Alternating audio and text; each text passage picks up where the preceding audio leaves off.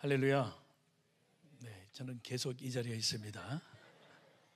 오늘 오늘 본문은 사무엘하 14장 28절에서 33절 말씀입니다. 네, 28절에서 33절 말씀이어서요, 한 목소리로 함께 같이 봉독하며 나가면 좋겠습니다. 시작.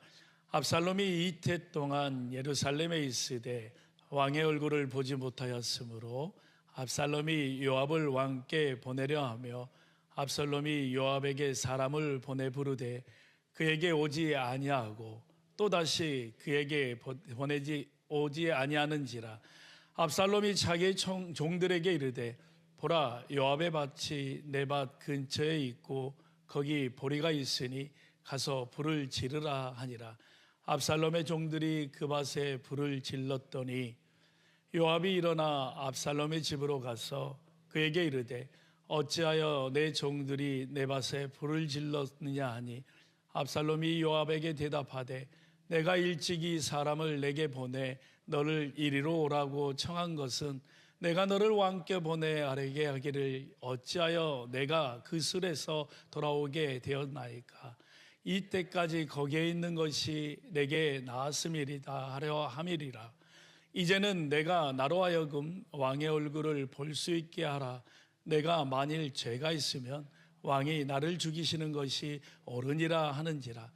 요압이 왕께 나아가서 그에게 아뢰매 왕이 압살롬을 부르니 그가 왕께 나아가 그 앞에서 얼굴을 땅에 대어 그에게 절하매 왕이 압살롬과 입을 맞추니라. 아멘. 반갑습니다. 오늘 저녁은 여러분들 평안한 저녁이 되셨죠? 지난주 월드컵에 우리 한국팀이 지는 바람에 스트레스가 많이 올라갔죠. 저도 시계에서 스트레스라고 막 쫙 올라가더라고요. 깜짝 놀랐습니다. 다음 주도 저희가 함께 와서 또 같이 응원을 했으면 좋겠습니다. 오늘은 이 상처는 변명이 될 수 없습니다 라는 이 제목을 가지고 함께 또 은혜 받는 또 귀한 시간이 되기 원합니다. 역시 여러분 혹시 이런 경험이 있으십니까? 크게 싸운 것도 아닙니다. 또 엄청난 사건이 있었던 것도 아닌데 어느 날부터 연락이 뜸한 사람이 생깁니다. 처음에는 내가 먼저 연락해야지라고 생각합니다. 그런데 시간이 지나면 왜 나만 먼저 연락해야지라는 생각이 들기 시작합니다. 그렇게 시간이 흐르다 보면 어느새 서로 연락하지 않는 사이가 되어버립니다. 어쩌다 만나면 서로 아는 척을 하는데 어색한 기류가 일어납니다. 그러다 보니 같은 공간에 있어도 무슨 말을 해야 할지 모르고 왠지 그 자리를 피하려고 노력하는 우리들의 모습을 볼 수 있다는 거죠. 미운 것은 아닌데 어떻게 보면 가깝지도 않는 이런 모습들이 일어난다는 거죠. 이것은 사랑이 사라진 것이 아니라 바로 관계가 굳어지기 때문입니다. 사실 이런 모습은 오늘날 우리 주변에서 너무나 흔하게 볼 수 있습니다. 부모와 자녀 사이에도 이런 모습들이 있고 또 부부 사이에도 이런 모습들을 보이고 있고 또 형제 자매와 친구 사이에도 어떻게 보면 이 공동체 안에 이 교회 안에서도 이런 모습들을 보이는 그런 성도들이 많이 있는 것으로 압니다.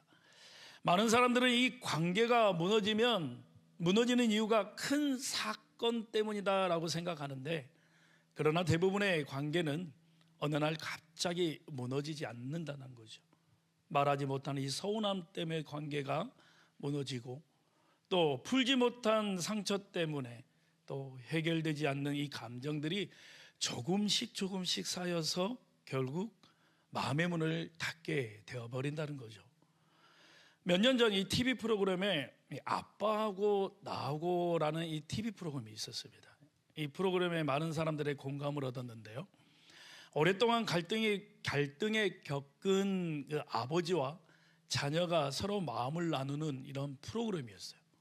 이 프로그램에서 자녀들이 하나같이 이렇게 얘기를 합니다. 어떤 아이는 아버지가 미운 줄 알았다, 그렇게 알고 살았습니다 라고 얘기를 해요. 또 어떤 아이는 내 이야기를 끝까지 들어줬으면 좋겠다라는 말을 합니다. 또 어떤 아이는 제 이야기를 한 번이라도 한번 저를 안아줬으면 좋겠습니다라는 말을 하고, 또 어떤 자녀는 한 번만이라도 사랑한다라는 말을 들어봤으면 좋겠다라고 얘기를 합니다. 반대로 아버지들에게 또 아버지들은 이렇게 얘기를 하는 것을 보았습니다. 사랑하지 않는 것은 아닌데 표현하는 방법을 몰라서 사랑한다라고 말하지 못합니다라고 얘기를 하는 모습을 보았습니다. 결국 문제는 사랑이 없는 것이 아니라 바로 사랑은 있었지만 전달되지 못했고, 또 마음은 있었지만 서로에게 닿지 못한 게 문제였던 것이죠. 오늘 본문에 등장하는 이 다윗과 압살롬의 관계가 이러한 모습이었던 것 같습니다. 압살롬은 친동생 다말을 욕보인 이복형 암놈을 죽인 후에 외가인 구슬로 도망을 갔습니다. 그 후에 요압의 중재로 3년 만에 이제 예루살렘으로 돌아오게 됩니다. 그런데 문제는 돌아온 이후입니다. 압살롬은 예루살렘으로 돌아왔지만 아버지 다윗은 그를 만나주지 않았습니다. 같은 성 안에 살고는 있었지만 얼굴을 볼 수 없고, 그 세월이 벌써 이제 2년이라는 세월이 지나갑니다. 결국 이 2년의 침묵은 다윗과 압살롬의 관계를 돌이킬 수 없는 비극으로 몰아가는 결정적인 시간이 되어버렸다는 거죠. 오늘 우리는 이 본문을 통해서 겉으로는 화해한 것처럼 보이지만 실제로는 전혀 회복되지 못한 바로 이 한 가정의 이야기를 한번 살펴보려고 합니다. 그리고 그 모습을 통해서 우리의 가정과 관계를 좀 봤으면 좋겠습니다. 혹시 우리도 사랑은 있지만 표현하지 못하고 있지는 않은지, 또 용서는 말하지만 정작 마음을 닫아두고 있지는 않은지, 또 가장 가까운 사람과 가장 먼 관계로 살아가고는 있지는 않는지, 오늘 이 말씀 앞에 우리를 좀 돌아봤으면 좋겠습니다. 또한 오늘 하나님께서 이 말씀을 통해서 우리의 굳어진 마음을 만져주시고 또 관계를 회복시키시는 그 은혜를 허락해달라고 오늘 우리가 함께 고백하며 좀 나아가는 이 시간이 되었으면 좋겠습니다. 먼저는 우리가 상처를 품고 있으면 분노가 자란다는 사실입니다. 압살롬이 예루살렘 성문을 다시 통과할 때 그의 마음은 어떠했을까요? 아마 새로운 희망을 품고 그는 그 예루살렘 성문을 통과했을 겁니다. 이제 드디어 아버지와의 관계가 회복되는구나, 아버지를 만날 수 있는 거구나, 3년 동안 못 봤던 아버지를 이제는 만날 수 있겠구나, 이제는 용서받고 다시 왕자의 자리로 회복할 수 있겠구나라는 기대감을 가지고 들어왔을 겁니다. 그런데 현실은 전혀 달랐다는 거죠. 오늘 본문 28절은 이렇게 얘기합니다. 우리 함께 읽어볼까요? 시작. 압살롬이 이태 동안 예루살렘에 있으되 왕의 얼굴을 보지 못하였으므로. 여기서 이태 동안, 이 단순히 2년이라는 시간이 흘렀다라는 뜻이 아닙니다. 바로 히브리어 원문의 뉘앙스를 살려 번역하면 2년의 날들이라는 이런 표현으로 얘기를 하고 있습니다. 무슨 말이냐면 압살롬은 그냥 2년을 보낸 것이 아니라 하루하루 날짜를 손으로 세며 보냈다는 뜻이에요. 매일 아침 눈을 뜰 때마다 계산을 했을 겁니다. 하루가 지나고 100일이 지났구나, 오늘은 300일째인가, 오늘 또 아버지는 나를 부르지 않는구나, 오늘 또 나를 만나주지 않는구나. 그렇게 하루하루 상처를 곱씹으면서 2년이라는 그 시간을 보냈다는 거죠. 사실 압살롬에게 이런 2년의 침묵은 처음이 아니었습니다. 과거 누이 다말이 암놈에게 수치를 당했을 때도 그는 즉시 복수를 하지 않았어요. 바로 사무엘하 13장 23절에서 29절의 말씀을 보면 압살롬이 꼬박 2년을 기다렸다가 복수를 했다라고 말하고 있습니다. 더욱이 그는 지금 왕궁 바로 옆에 살고 있었는데 찾지 않는 그 아버지를 보며 압살롬은 점점 확신했을 겁니다. 아버지는 나를 버렸구나. 2년이라는 세월 속에서 나를 아직도 찾지 않는구나. 나를 자식으로 생각하지 않고 이럴 거면 왜 나를 고향으로 돌아오게 했냐라는 그러한 불편한 마음, 또 억울한 마음이 점점 싹트고 있었다는 거죠. 가까이 경험한 그 아버지의 침묵 때문에 점점 더 증오로 변해버리고 있었습니다. 그런 분노와 상처 때문에 그는 자신의 죄를 돌아보지 않고 하나님도 찾지 않았습니다. 철저히 하나님을 배제한 채 그러한 시간을 계속적으로 보내고 있었다는 거죠. 대신 마음의 상처를 계속 붙들고 섭섭한 마음을 곱씹으며 분노를 키워갔습니다. 결국 그 상처의 마음과 영혼을 통째로 빼앗겨버리고 말았다는 겁니다. 여러분, 상처를 묵상하기 시작하면 믿음이 자라는 것보다 분노가 자라고 원망이 자라며 피해 의식이 자란다는 사실입니다. 압살롬은 결국 요압의 밭에 불을 질러버립니다. 정상적인 대화가 불가능한 상태가 되었던 거죠. 사람은 마음에 있는 것이 결국 밖으로 나오게 되어 있습니다. 마음의 상처를 오래 품고 있으면 우리도 모르는 사이에 언젠가 누군가를 공격하게 된다는 거죠. 실제로 불을 지르는 것이 아니지만 거친 말로 상대방에게 불을 지르고 관계에 불을 지르고 공동체와 가정에 불을 지릅니다. 그래서 상처는 방치되면 안 된다는 거죠. 상처를 하나님께 가져가지 않으면 결국 분노가 되어서 파괴적으로 터져나오기 때문입니다.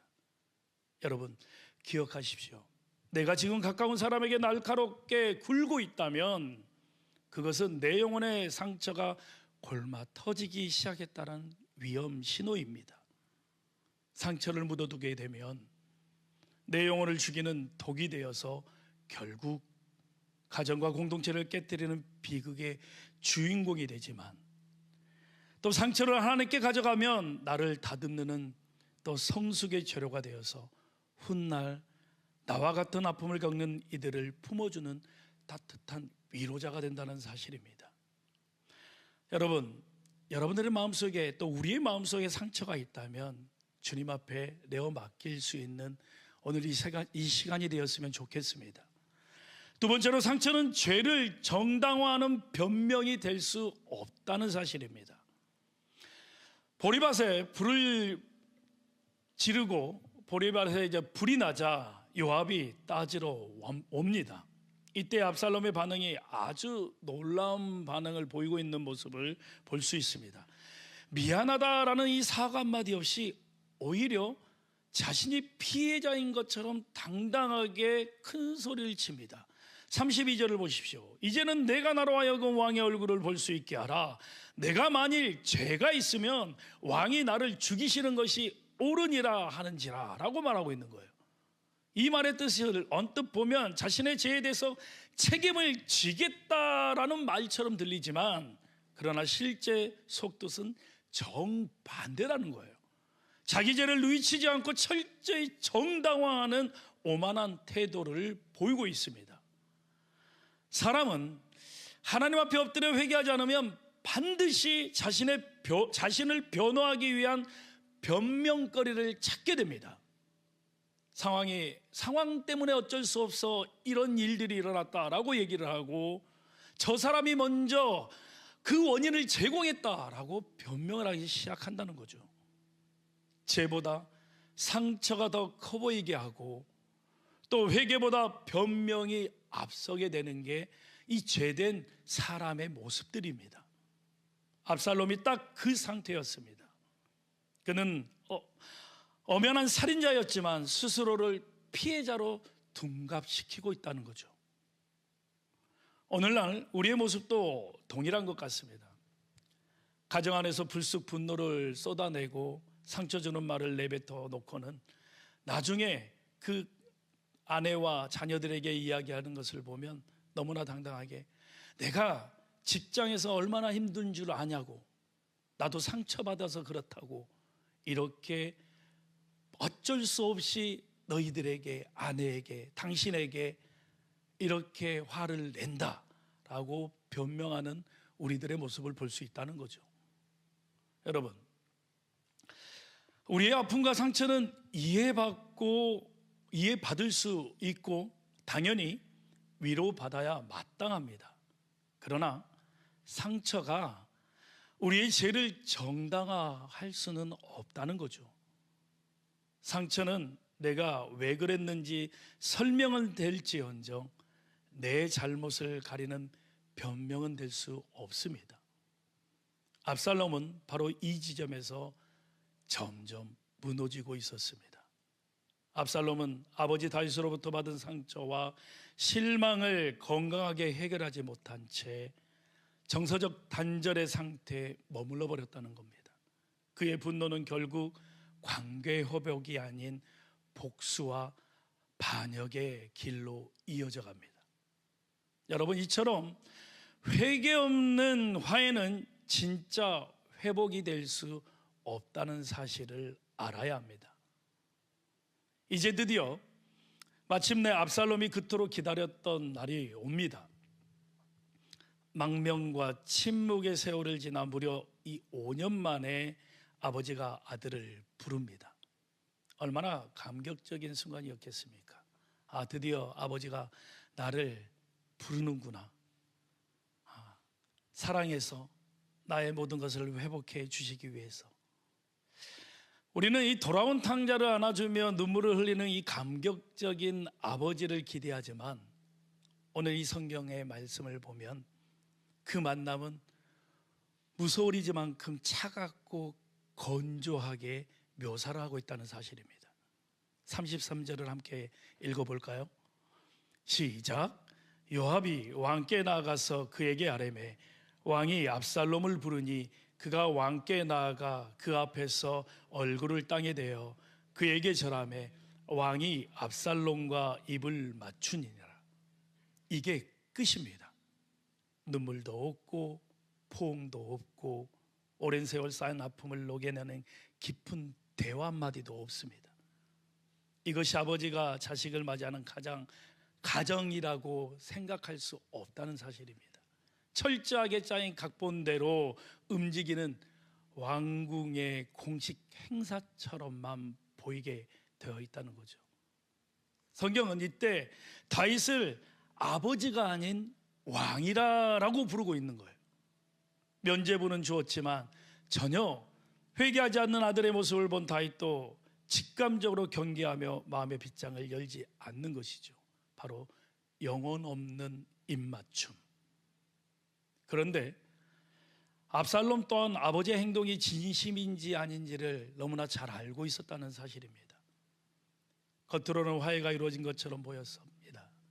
하지만 실제로는 아무것도 해결되지 않았습니다. 입맞춤은 있었지만 마음의 만남은 없었고 용서의 모습은 있었지만 진정한 회복은 없었다는 사실이죠.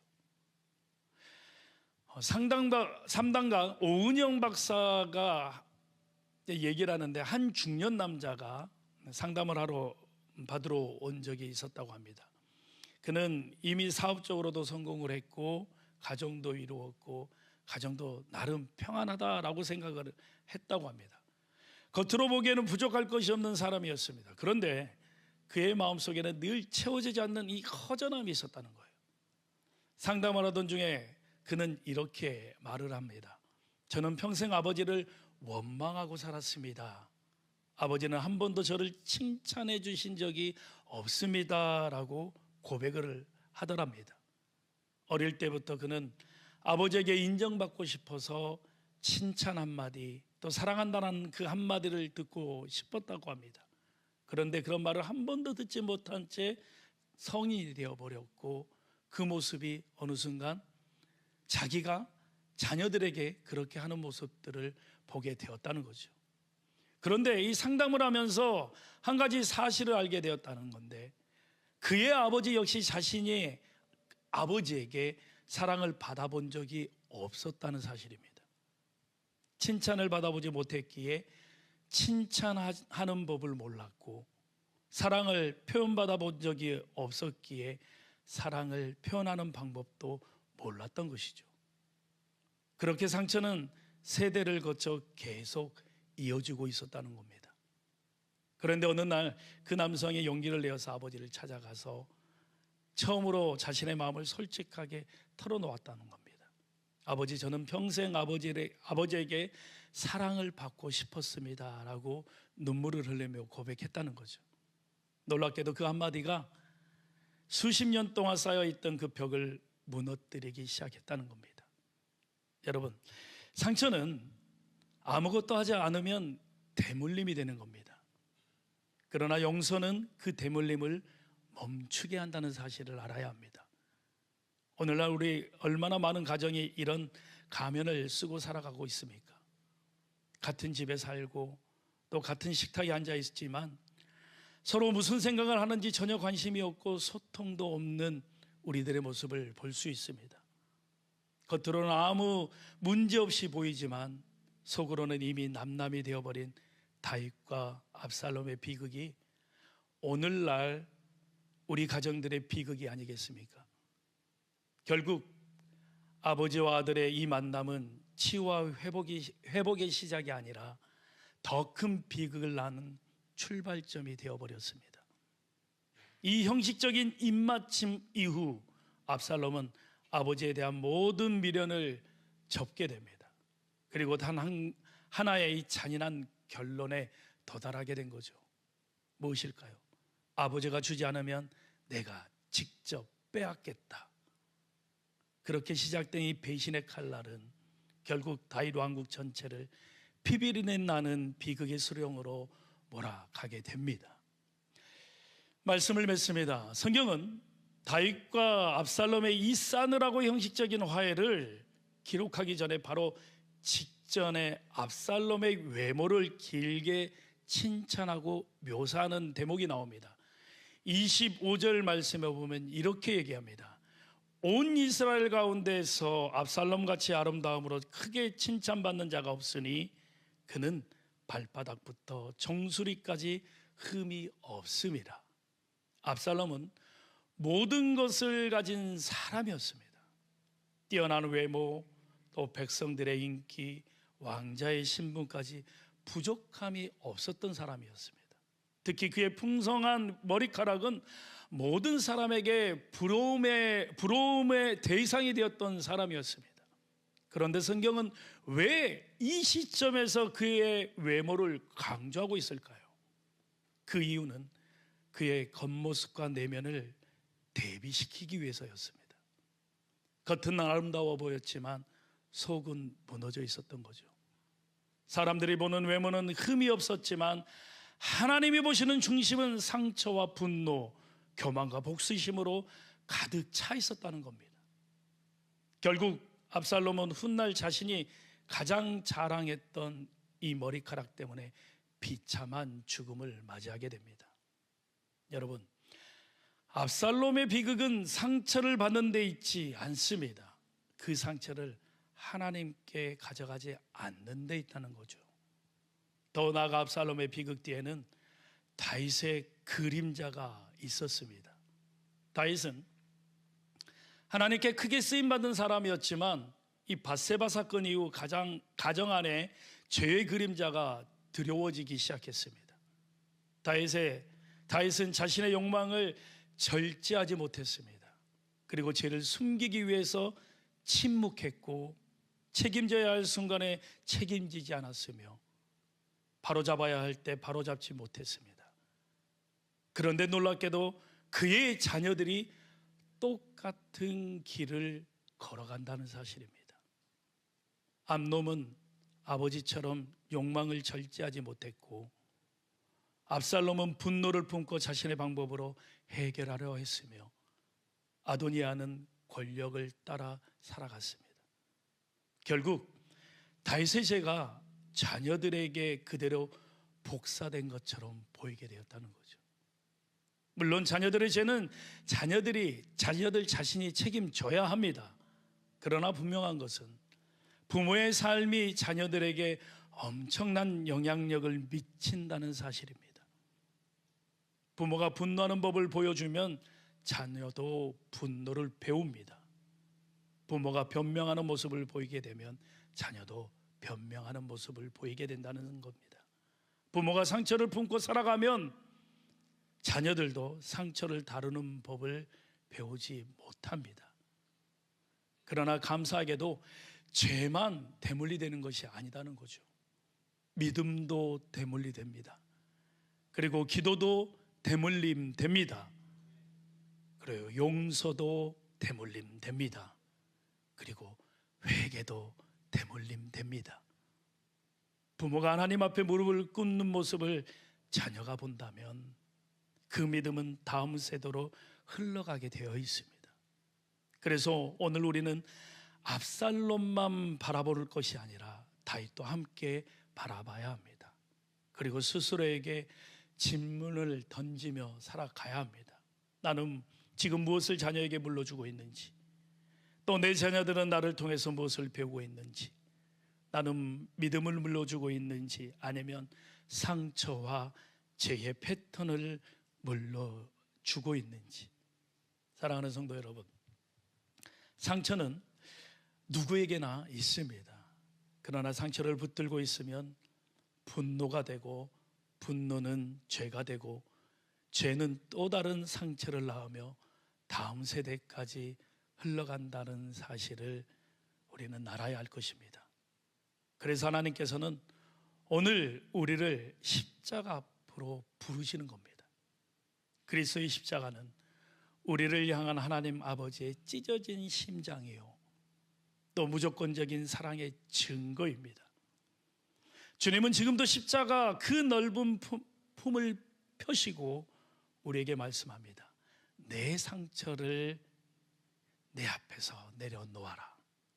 내 원망과 증오의 칼날을 내 앞에서 내려놓아라. 숨기지 말고 내 부끄러운 죄를 가지고 내게 오너라. 내가 너를 고치고 진짜 회복의 은혜를 베풀어 주겠다라고 말씀하고 계시는 겁니다. 십자가는 우리의 상처를 덮어버린 곳이 아니라 상처를 치유하는 곳입니다. 죄를 정당하는 곳이 아니라 죄를 용서하는 곳입니다.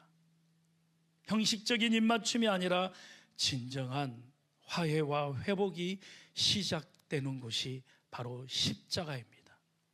그러므로 오늘 우리 모두가 정말 압살롬처럼 상처를 붙드는 사람이 아니라 그 상처를 주님께 맡기고 치유받는 사람이 되기를 주님의 이름으로 소원합니다. 그래서 죄의 유산이 아니라 믿음의 유산을 남기고 상처의 대물림이 아니라 은혜의 대물림이 이루어지는 복된 가정과 우리의 삶이 되기를 주님의 이름으로 축원합니다. 함께 기도하겠습니다. 사랑의 하나님, 오늘 말씀을 통해 다윗과 압살롬의 아픈 관계를 보며 우리의 모습을 돌아봅니다. 우리 안에도 오래 붙들고 있던 상처가 있습니다. 말하지 못한 서운함이 있었고, 풀지 못한 아픔이 있고, 사랑받고 싶었지만 표현하지 못한 마음이 있습니다. 주님, 그 상처를 사람에게 쏟아내지 않게 하여 주시고, 죄를 정당하는 변명으로 삼지 않게 하여 주시옵소서. 우리의 상처를 십자가의 앞으로 가져가게 하여 주시고, 주님의 사랑 안에서 치유받는 우리들의 모습들이 될 수 있도록 주님 인도하여 주시옵소서. 우리 가정 가운데서도 형식적인 입맞춤이 아니라 진심 어린 대화가 회복되게 하여 주시고, 오래 닫혀있던 마음의 문이 열리게 하여 주시옵소서.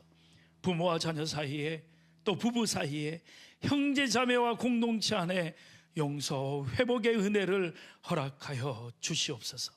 하나님, 죄의 대물림이 아니라 믿음의 대물림이 있게 하여 주시고, 상처의 대물림이 아니라 은혜의 대물림이 있게 하여 주시옵소서. 우리의 자녀들이 우리의 분노가 아니라 기도를 포기하여 주시고, 우리의 변명이 아니라 회개를 포기하여 주시옵소서. 우리의 상처가 아니라 십자가의 은혜를 배우게 하여 주시옵소서. 오늘 우리의 굳어진 마음을 만져주시고 상처를 붙드는 사람이 아니라 주님께 맡기는 사람이 되게 하여 주시며, 압살롬의 길이 아니라 십자가의 길을 걷는 우리들의 모습들이 될 수 있도록 하나님 함께하여 주시옵소서. 감사드리며 예수님 이름으로 기도드리옵나이다. 아멘.